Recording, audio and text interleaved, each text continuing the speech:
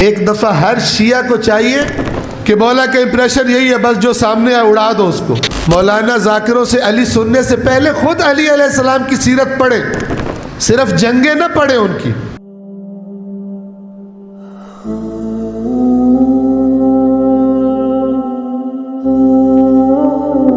ایک دفعہ ہر شیعہ کو چاہیے مولانا ذاکروں سے علی سننے سے پہلے خود علی علیہ السلام کی سیرت پڑھیں، صرف جنگیں نہ پڑھیں ان کی، کہ مولا کا امپریشن یہی ہے، بس جو سامنے آئے اڑا دو اس کو۔ صرف میدان جنگ والا علی نہ پڑھیں، عبادت والا علی بھی پڑھیں۔ جب علی کا حق چلا گیا، کیا کیا علی نے، وہ علی بھی پڑھیں۔ وہ آپ کو کبھی قرآن سے جدا نظر نہیں آئے گا، اور ہمارے رویے ہر دوسری جگہ قرآن سے جدا نظر آئے گا۔ قرآن کہتا ہے، اللہ اصول دیتا ہے کہ جنہیں یہ اللہ کے سوا پکارتے ہیں ان کے بارے میں بد زبانی نہ کرو۔ لا تسبو، سب گالی سے لے کر ہر گندے طریقے سے بات کرنا، بد زبانی نہ کرو۔ فَيَسُبُّ اللَّهَ عَدْوًا بِغَيْرِ علم، تم کرو گے وہ بھی عداوت میں آ کے اللہ کے بارے میں بد زبانی کریں گے۔ اب جب اللہ نے منع کر دیا، پھر بھی کوئی کرے، کہے میں بڑا ڈیفینڈر ہوں اللہ کا، اللہ کہے گا تو نے گالی دلوائی مجھے۔ جب میں نے منع کیا ہے، میں تمہاری نفسیات کا خالق ہوں، میں کہہ رہا ہوں جب تو اس کے بت کو بد زبانی کرے گا تو وہ تیرے اللہ کو بد زبانی کرے گا، تو تجھے میں نے تو پھر وہی حرکت کر رہا ہے، اللہ سے بھی آگے نکل گیا تو۔ اب بتائیں، اسی جنگ صفین میں جو اہل شام کے خلاف ہے، مولا گزر رہے ہیں، نہج البلاغہ کے اندر موجود ہے، گزر رہے تو دیکھا ان کے ساتھیوں کا، سپاہیوں کا کچھ لوگ بیٹھے ہوئے اور بری زبان اہل شام کے بارے میں استعمال کر رہے ہیں، اہل شام کے بارے میں، جن کو باغی گروہ رسول اللہ بتا گئے، ان کے بارے میں بری زبان، بد زبانی کر رہے ہیں۔ امام رک گئے وہاں پر، فرمایا انی اکرہ لکم ان تکونوا سبابین۔ انی اکرہ، کراہت سے، مکروہ جسے کہتے، مجھے ناپسند ہے، میرے لیے کراہت والی بات ہے کہ تم سبابین ہو، بد زبانیاں کرو، میرے ساتھی بد زبان ہو۔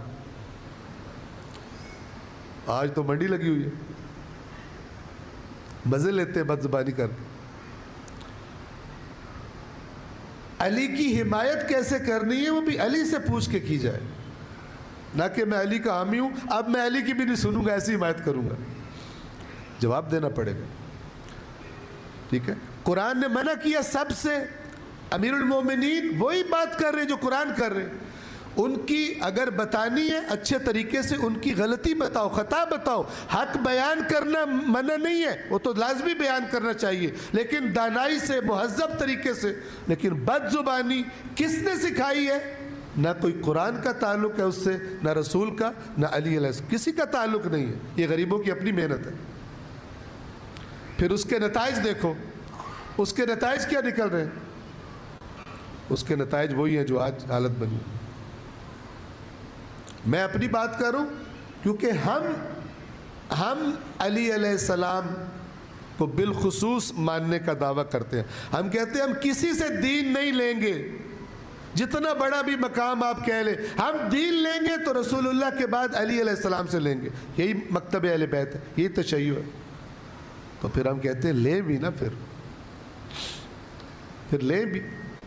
اور پھر اگر ایسی روایات ہیں جو ان اصولوں سے، مولا کی ثابت شدہ سیرت سے، قرآن کی واضح آیات سے جو ٹکرا رہی ہیں، پھر علماء بیٹھے اور حل دیں کہ کیا صحیح اور کیا صحیح نہیں، کیا چیزیں مشکوک ہیں اور کیا چیزیں مشکوک نہیں۔ عوام الناس کو بھی چاہیے کہ کچھ خود بھی جنت جیسی قیمتی چیز کے حصول کے لیے کچھ چیزوں کو کم از کم خود بھی کراس چیک کیا کرے، اصل جگہوں سے جا کر بھئی معاملہ کیا ہے۔ اور جو سنجیدہ ہوتے ہیں اللہ ان کے لیے بہت ساری چیزوں کو، راستوں کو کھول دیتا ہے۔ اور قرآن کو مائنس کر کے کسی کی ہدایت کی ضمانت نہیں ہے، حدیث ثقلین اس بات کی گواہ ہے۔ صلوات پڑھیں محمد و آل محمد۔